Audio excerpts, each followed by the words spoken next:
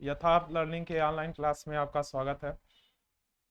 आज हम लोग गांधी जी पर बात करेंगे। गांधी जी से संबंधित सभी एग्जाम में प्रश्न आते हैं और गांधी जी को एक दिन ऐसे समझ लेना काफ़ी नहीं होगा। उसके लिए काफ़ी कुछ कई किताबें उसकी आती हैं, उसको भी आपको देखना होगा। मेरी राय में आपको एनसीईआरटी का क्लास, वो एनसीईआरटी की किताब तो पढ़ना ही चाहिए। साथ ही साथ बिपिन चंद्रा की एक बुक आती है, वो भी पढ़िए। खैर, फिलहाल हम लोग गांधी जी के बारे में बात करते हैं। गांधी जी, पहले तो उनका इंट्रोडक्शन क्या है।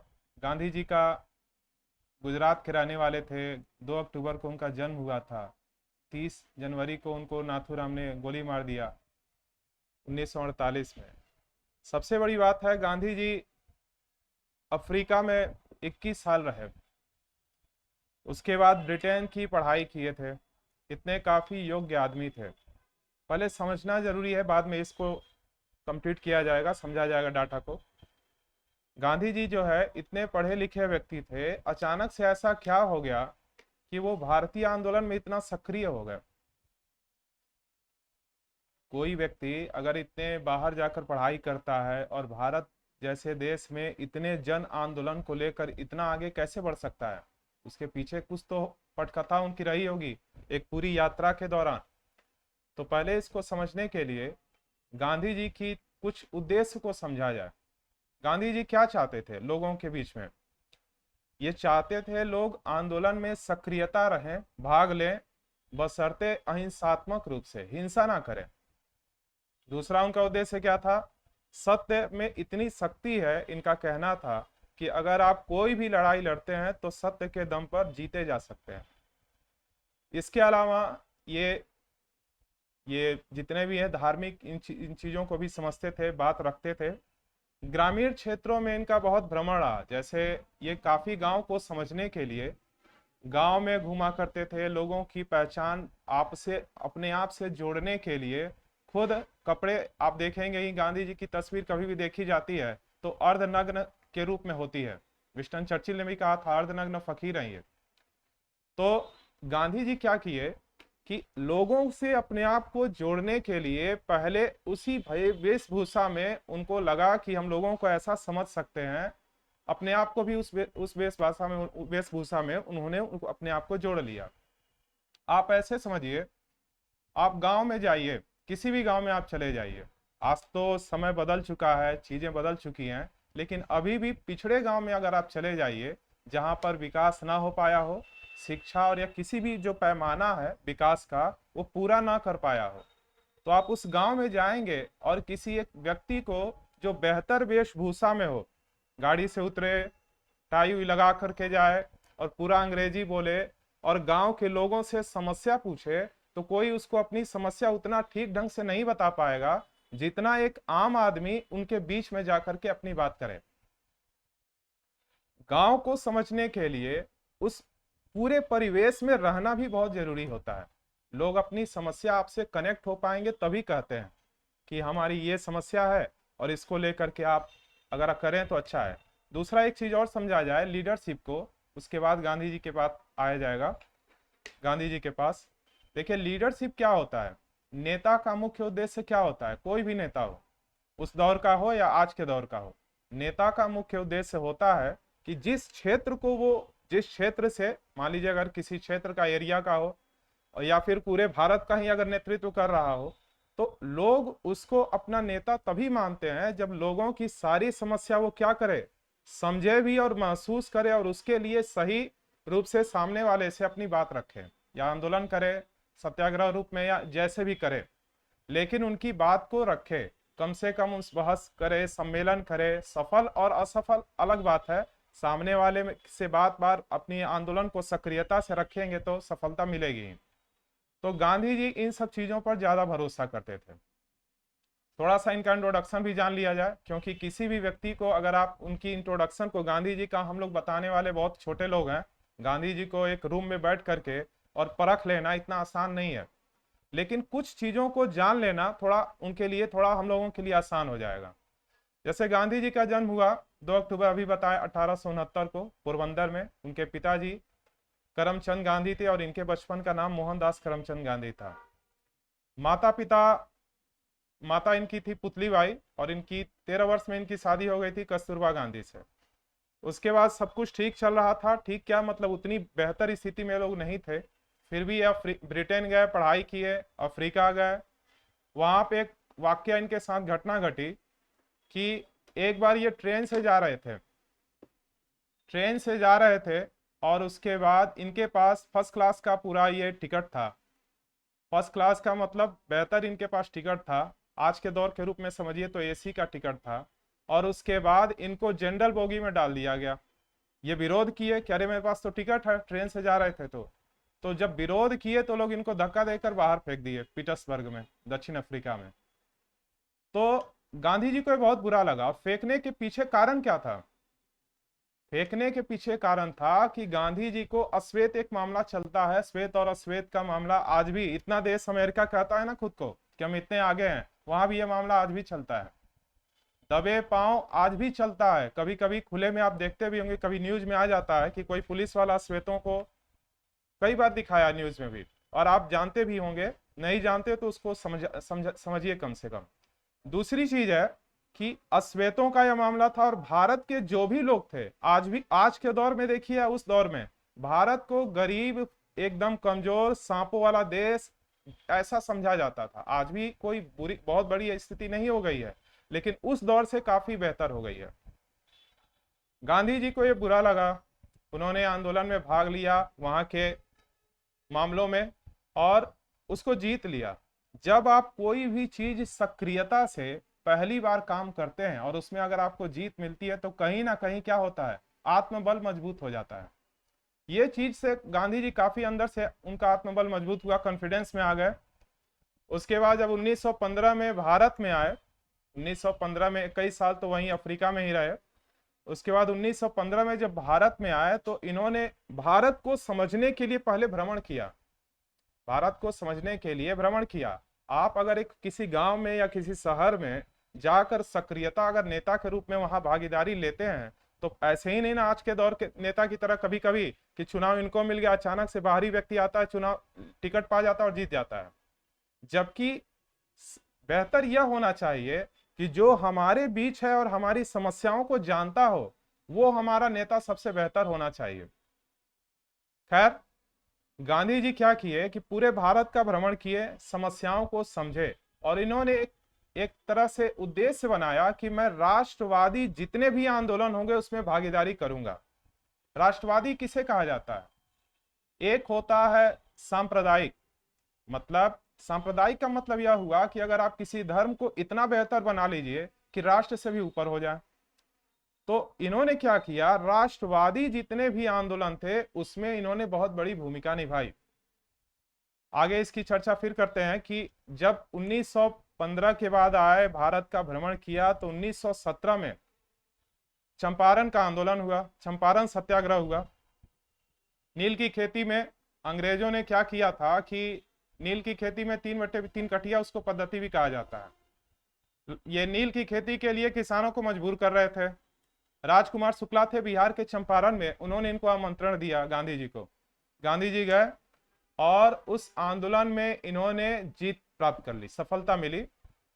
तो जब वहां पे ये सफलता मिली तो उसी समय रविन्द्रनाथ टैगोर ने इनको महात्मा कहा था कि अरे ये तो महात्मा व्यक्ति है। तो उस समय गांधी जी पूरे भारत में लोकप्रिय हो गए। वहां कारण भी क्या था कि अंग्रेज क्या करते थे कि यहाँ के कच्चे माल को लेकर के ब्रिटेन में ले जाकर बाजार में बेचते थे। तो वो चाहते थे कि किसानों को एक फैक्ट्री के रूप में इस्तेमाल किया जाए। आपका किसान गेहूं चावल ये सब का उत्पादन ही ना करे, उनके हिसाब से अपने खेतों में भी काम करे और उसके बाद लगान भी वसूली करे, उनको दे। तो ये बहुत ज्यादा शोषण होता था। गांधी जी के पास यह बात पहुंची, राजेंद्र प्रसाद भी उनके समर्थन में थे, गांधी जी के बहुत से और अन्य नेता भी थे। तो ये लोग क्या किए, उनके समर्थन में आए, और उसके बाद गांधी जी को इसमें सफलता मिल गई। अब ये बात पूरे भारत में फैल गई। गांधी जी की लोकप्रियता इतनी फैल गई कि फिर उसके बाद 1918 में खेड़ा और अहमदाबाद मिल मजदूर हुआ। खेड़ा सत्याग्रह को अगर देखा जाए तो पहला वास्तविक सत्याग्रह इसी को कहा जा सकता है। अहमदाबाद मिल मजदूर क्या होता 1918 में, उसमें बोनस का मामला था। अहमदाबाद मिल मजदूर, जो मिल के जो मजदूर थे, वो चाहते थे कि हम जो यहाँ के मिल मालिक हैं, वो मिल मालिक उनको 20% बोनस देना चाहते थे, और ये लोग चाहते थे कि मुझे 35% मिले।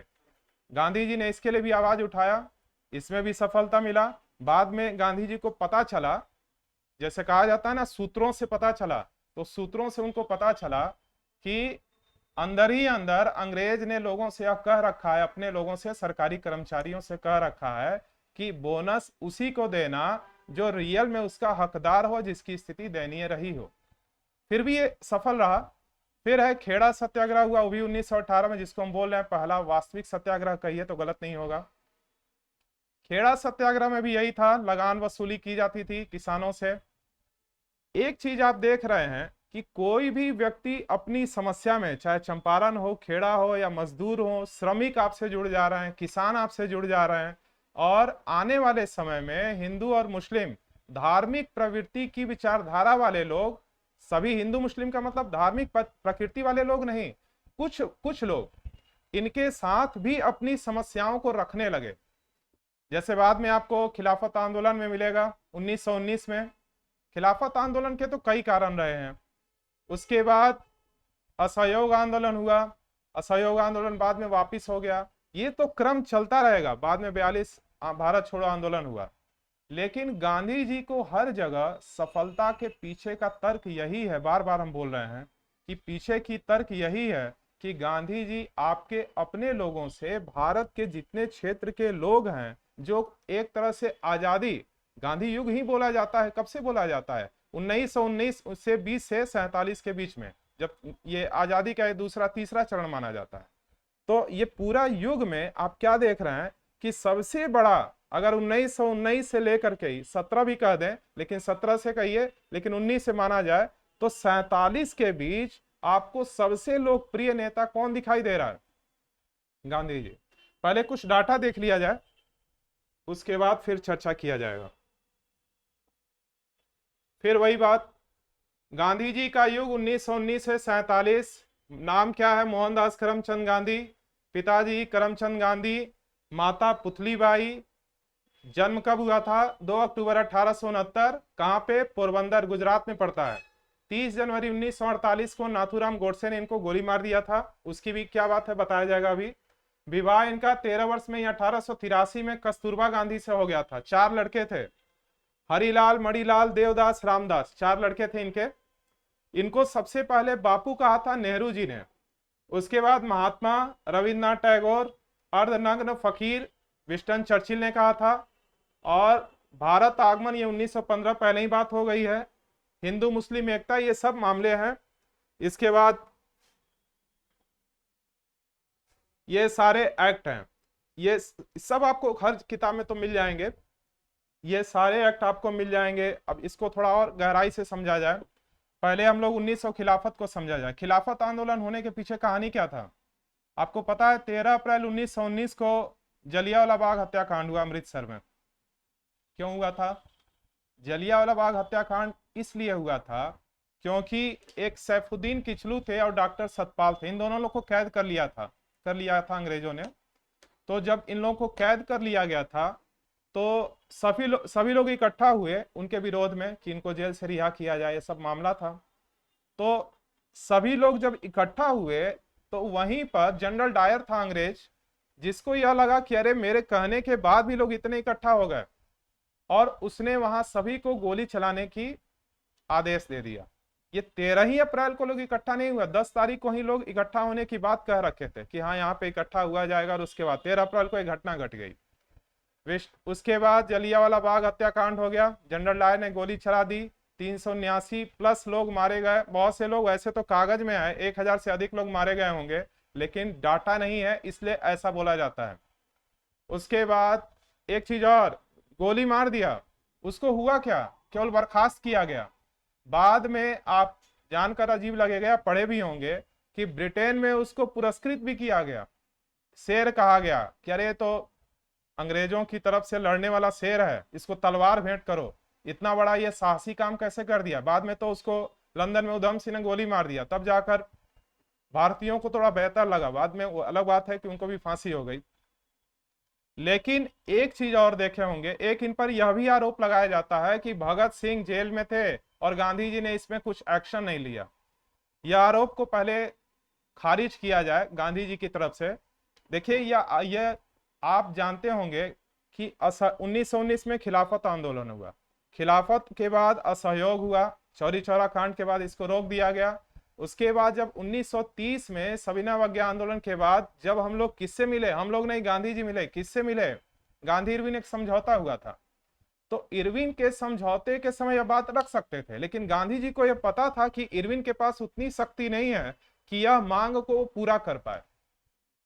लेकिन चूंकि भारत में उस समय लोकप्रियता के मामले में भगत सिंह का भी बहुत बड़ा, उनके बराबर लगभग 19-20 का अंतर था। लोकप्रियता इतनी बड़ी हो गई थी कि लोग इस बात को समझने को तैयार नहीं थे। अब पर्दे के पीछे की बात भी यही है। किताब आप कई पढ़ेंगे, कई आपका तर्क बनेगा, लगेगा कि हाँ ये चीज भी किया जा सकता है, वह भी हो सकता है। लेकिन यह एक परिस्थिति जो एनसीईआरटी में हमको लगा कि ये सही है, उसको आप खुद ही भी पढ़िएगा। दूसरी चीज है कि खिलाफत में आ जाए। खिलाफत में होने के कई पीछे कारण थे। पहला कारण यह था कि मुसलमान, भारत के मुसलमान और तुर्की के ये सब जानते थे कि खलीफा का पद समाप्त ना हो। एक तो यह कारण था, बाद में समाप्त ही हो गया। दूसरा है कि रॉलेट एक्ट के विरोध में था। तीसरा कारण भी और था कि भारतीय क्या चाहते थे कि अंग्रेजों से एक तरह से छुटकारा, हर नीतियां गलत बनाते थे वो, तो नीतियों के खिलाफ भी था। तो ये खिलाफत आंदोलन 1919 में हुआ। और रॉलेट एक्ट, जो एक बात बताया जाएगा कि रॉलेट एक्ट एक काला कानून था। उसका मतलब क्या था, पढ़े होंगे, रटा रटाया है, बिना अपील, बिना दलील, बिना कानून के वकील के आपको धर पकड़ करके जेल में ले जाया जाता था। ये तो तानाशाही ना है। उसके बाद असहयोग आंदोलन हुआ। असहयोग आंदोलन होने के पीछे कहानी क्या था कि जब खिलाफत आंदोलन चल रहा था उस समय आप मोहम्मद अली जिन्ना का बयान सुनेंगे तो थोड़ा थोड़ा बेहतर लगेगा कि अरे ऐसा भी सोच रखते हैं, बहुत अच्छा इनकी विचारधारा है। मोहम्मद अली जिन्ना ने गांधी जी से कहा था कि सर आप इस आंदोलन में सक्रिय हैं, ये जो तुर्की वाला मामला है, मुसलमानों को वहां खलीफा पद को लेकर के जो कट्टर मुस्लिम की बात कही जा रही है, आप इसके पक्षधर क्यों बन रहे हैं? आप एक राष्ट्रवादी नेता हैं और आपको किसी धर्म विशेष पर इतना बल नहीं देना चाहिए। तो एक उनकी यह राय थी। बाद में वो खुद ही कट्टर होकर 1940 में पाकिस्तान की मांग करने लगे। खैर, एक ये वाक्य था। जब असहयोग आंदोलन हुआ, बाद में क्या हुआ, खिलाफत आंदोलन ही ट्रांसपोर्ट होके एक अपने आप को रूपांतरित करके बाद में असहयोग आंदोलन में चेंज हो गया। असहयोग आंदोलन में क्या हुआ कि अब लोगों की, एक तरह से कहा जाए भारत के लिए, कि ये जो असहयोग आंदोलन है ये पूरे भारत के जनमानस को जोड़ने वाला सबसे पहला आंदोलन है। लोग पहली बार इकट्ठा हुए। 1857 में आंदोलन में इकट्ठा लोग हुए थे, लेकिन उस सबका उद्देश्य अलग अलग था। इस बार क्या था, लोग एक मुट्ठी में, यानी सब आजादी चाहते थे, अंग्रेजों से छुटकारा पा चाहते थे। तो क्या हुआ कि असहयोग आंदोलन में गांधी जी ने सबको ऐलान कर दिया कि अब ऐसा करो कि जो भी है विदेशी वस्त्र उसको त्याग दो, संभव प्रेशर करके नहीं, संभव हो तो उनके सेवा सर्विस जो दे रहे हो, नौकरी कर रहे हो, छोड़ दो, कपड़े त्याग दो और खुद का चरखा बनाओ। देखिए, स्टार्टअप, आज बात होती है कि भारत को अपना one district one product, UP में कहा जाता है कि अपने उत्पादन को बढ़ाइए। स्टार्टअप तो गांधी जी का बहुत पहले से है। स्वच्छता पर भी बात उन्होंने बहुत पहले से कह रखा था। तो उन्होंने उस समय क्या कहा कि अंग्रेजों के खिलाफ आप नीतियों के विरोध जाना तो है ही, लेकिन उनके बनाए हुए नियम कानून के, दूसरी बात कि जितने भी उनके बनाए हुए सिस्टम है उसका परित्याग कर दो। लोग बहुत तेजी से सक्रिय हो गए, इसमें लोग भाग भी लिए। लेकिन जब आप किसी आंदोलन में भाग लेते हैं और एक लंबा समय खींच जाता है तो आप क्या करेंगे, थकावट हो जाएगा ना। अभी पुलिस भर्ती इतने दिन से नहीं आ रही है और 5 साल 4 साल हो गया, तो थकावट तो हो ही रहा होगा। वैसे ही पूरा भारत क्या हो गया था, थकावट में आ गया था। और इसी थकावट का एक तरह से कह सकते हैं रिस्पांस था चौरी चौरा कांड। 5 फरवरी 1922 को 22 पुलिस वाले, एक दरोगा जी थे, उनको जिंदा जला दिया गया। और जब ऐसा कांड हुआ तब तो गांधी जी कैसे व्यक्ति थे, गांधी जी तो अहिंसात्मक व्यक्ति थे, सत्य को कहते थे कि कोई अगर एक गाल पे मारे तो दूसरा भी दे दो, ऐसी विचारधारा का व्यक्ति ऐसा कांड होने के बाद भी आंदोलन को सक्रिय रख पाएगा? नहीं रखे, वापस ले लिए। और जब इस आंदोलन को वापस ले लिए तो भारत में खराब मैसेज गया। जब भी आप कोई भी काम करें तो आपका एक दूसरा पक्ष भी तैयार रहता। एक भारत का दूसरा हिस्सा, कुछ हिस्सा, दूसरा हिस्सा मतलब बराबर बराबर नहीं, कुछ हिस्सा यह कहने लगा कि गांधी जी को इस समय आंदोलन को वापस नहीं लेना चाहिए था, क्योंकि यही तो असली चरम था। लेकिन गांधी जी नरम दल के व्यक्ति थे, इसलिए उन्होंने यह चीज को दिखाया भी। आंदोलन वापस हो गया। गांधी जी का थोड़ा उस समय इमेज भी थोड़ा डाउन हुआ। फिर जाकर के एक्टिव हुआ 30 में, जब सविनय अवज्ञा आंदोलन हुआ, उसी में नमक सत्याग्रह सारे काम हुए। सविनय अवज्ञा का आंदोलन का भी यही मतलब था कि अंग्रेजों के बनाए हुए हर नीति का विरोध करो। हर नीति का विरोध इसलिए करो क्योंकि अंग्रेज अब अति कर रहे थे और लोग भी उनसे काफी आक्रोशित थे। इस वजह से हुआ। आपको पता है कि उसी समय नमक सत्याग्रह हुआ। कहां से? साबरमती से लेकर के दांडी तक गए थे लोग। साबरमती आश्रम से दांडी तक नमक के कानून को तोड़ने के लिए 24 दिन की यात्रा थी और 379 किलोमीटर समथिंग उतनी यात्रा, इसमें महिलाएं भी भाग ली थी, तो बच्चे उच्चे सब, ताकि इस बार पूरा एकदम सही कर देना अंग्रेजों को। और उसके केवल यही काम नहीं हुआ, उनकी सारी नीतियों को बंद किया गया। यह भी कहा गया कि शराब उराब की जो दुकानें उसके सामने अनशन उनशन करने, एक पूरा डिटेल था। उसी के बाद जस्ट आपका गांधी इरविन समझौता। और एक चीज और बताना चाहेंगे कि गांधी जी द्वितीय गोलमेज सम्मेलन में भाग लिए थे जो 1930, 31, 32 में हुआ है। तो सेकेंड वाले गांधी जी भाग लिए थे, सफलता नहीं मिली वो अलग बात है, लेकिन भाग लिए थे। और भीमराव अम्बेडकर ही एक ऐसे व्यक्ति थे जो तीनों सम्मेलन में भाग लिए थे। चलिए इसको थोड़ा देखा जाए। रॉलेट एक्ट 1919, जिसको काला कानून कहा जाता है, दिल्ली में गांधी जी क्या पकड़े गए थे और बंबई ले जाकर छोड़ दिए गए।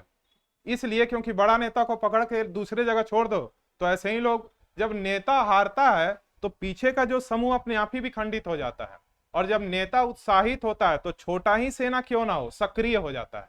नेता का इतना फर्क होता है। खैर, खिलाफत हुआ है, इसमें कई कारण थे।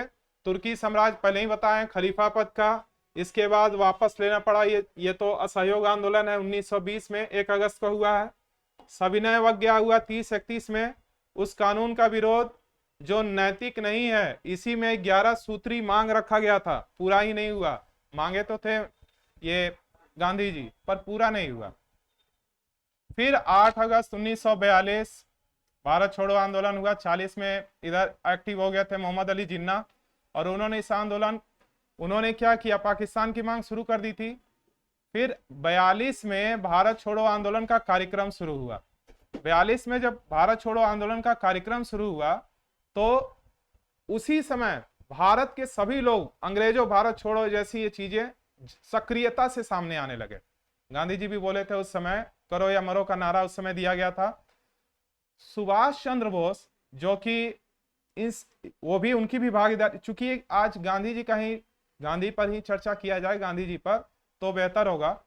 लेकिन एक चीज जानिए, उसी दौर में सुभाष चंद्र बोस, भगत सिंह या अन्य चंद्रशेखर आजाद जैसे लोग भी थे भारत में। ये तो डाटा है। डाटा आप जितना, एक तो आप पहले ही बोले हैं कि एनसीईआरटी की किताब पढ़ लीजिए। इसके अलावा अगर आपको पढ़ना है तो बिपिन चंद्रा की किताब बहुत अच्छी है, क्योंकि आप छोटा एग्जाम हो या बड़ा एग्जाम हो, गांधी जी एक ऐसा मुद्दा है। अब सोच लीजिए, पैसे पर इनका फोटो है तो कितने इंपॉर्टेंट है। तो केवल उसी लिए नहीं है तो हास्यात्मक बात कह रहे हैं, लेकिन इनको पढ़ना इसलिए, राष्ट्रपिता हैं आपके, और ये पूरे भारत में इनका बहुत बड़ा क्रेडिट है। इसी बीच में 1932 में पूना पैक्ट भी हुआ था। पूना पैक्ट में भीमराव अंबेडकर और इनसे समझौते वाली बात हो रही थी। भीमराव अंबेडकर, उसमें मामला क्या था कि एससी के लिए, अनुसूचित जाति के लिए, उसमें इलेक्शन में उनकी ज्यादा भागीदारी हो, इसकी लड़ाई चल रही थी। बाद में सीटों को बढ़ाया भी गया और सफलता, एक कह सकते हैं 100% तो नहीं, लेकिन मिली, सफल ही माना जाएगा। लेकिन तर्क की बात यहां करना जरूरी है। गांधी जी का कहना था हर नेताओं से, चाहे वो भीमराव अंबेडकर हो या भगत सिंह हो, एक होता है डायरेक्ट किसी से कहना, अपने बातों के जरिए मैसेज देने का काम हमेशा गांधी जी दूसरे नेताओं को कर देते थे। उनका कहना था कि आपके इस देश में यानी भारत में जितने भी वर्ग के लोग रहते हों, चाहे हिंदू हो, मुस्लिम हो या कोई भी अन्य समुदाय के लोग हो, उसको मिलकर पहले राष्ट्र की प्रति पूरी तरह से समर्पण होना चाहिए। दूसरी चीज है कि जब 1919 में खिलाफत आंदोलन हुआ था तो उस समय मुसलमानों की तरफ से, पता ही आपको, खिलाफत आंदोलन अली बंधु के नेतृत्व में हुआ था, तो उसमें गांधी जी ने भी भागीदारी की थी। तभी तो जिन्ना साहब ने उनको कहा था कि सर आपको ये शोभा नहीं देता। लेकिन गांधी जी उस किसी भी आंदोलन में क्यों भाग लेते थे, उनके उनके साथ में या इनके साथ में? इसलिए ताकि सबको एक समुदाय में जोड़कर, एक ग्रुप में जोड़कर और इस अंग्रेजों के लिए लड़ाई में भाग लिया जा सके। आप देखेंगे कि चाहे हम जितने भी नेताओं की बात कर रहे हैं कि उस दौर में जो भी बड़े नेता हैं, सब कहीं ना कहीं शिक्षित वर्ग का पूरा ग्रुप है। आप देखेंगे सब एक चीज और, लगभग लोग वकील भी हैं, बेहतर एजुकेशन है। वकील कहने का मतलब क्या है कि मतलब उस रूपरेखा को जानने समझने वाले लीडर थे आपके, जो कि अंग्रेजों से सीधा वार्तालाप कर पाने में पूरी तरह से सक्षम थे, पढ़े लिखे थे, लेकिन अपने लोगों के हित के कारण, अपने लोगों के हित में वो भी खुद भी आते हैं के कारण वो क्या किए, उनके खिलाफ अपनी सारी बातों को रखे।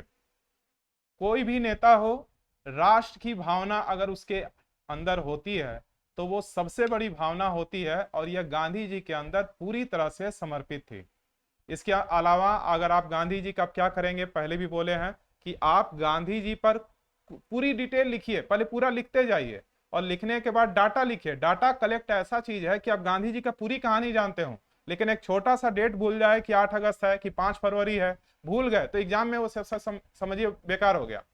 तो आप पहले डाटा को पूरा इकट्ठा कर लीजिए, जितना भी गांधी जी को इकट्ठा करना है कर लीजिए, और उसके बाद पहले ही बोले हैं लक्ष्मीकांत कह रही है, लक्ष्मीकांत तो पॉलिटिक्स के लिए, ये बिपिन चंद्रा की बुक पढ़िए, सबसे बेहतर है।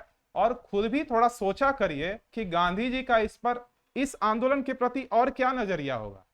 हम लोग आज किसी से बात करते हैं या कोई व्यक्ति से बात करना चाहते हैं तो क्या देखते हैं, पहले उसका अंदर ही अंदर एक एनिमेशन के जरिए उसका पूरा बिहेवियर को पहचानना चाहते हैं कि अच्छा ये इस प्रवृत्ति का है, ये ऐसा ऐसा काम करता होगा, एक आइडिया लगा लेते हैं। आप हर नेताओं को, पुराने जो आजादी की लड़ाई में बहुत बड़ी भूमिका निभाए हैं, उन सभी नेताओं को एक लिस्ट बनाकर और आंदोलन में इनका क्या रोल है, ये सारा अलग अलग इंडिकेट करते हुए कंप्लीट करना चाहिए। ठीक है, आज पढ़ाई कीजिए। गांधी जी को खुद भी इसको समझने के लिए वही बात बोल रहे हैं बार बार कि उसका पूरा डिटेल बनाकर इनकी तैयारी करिए। ठीक है।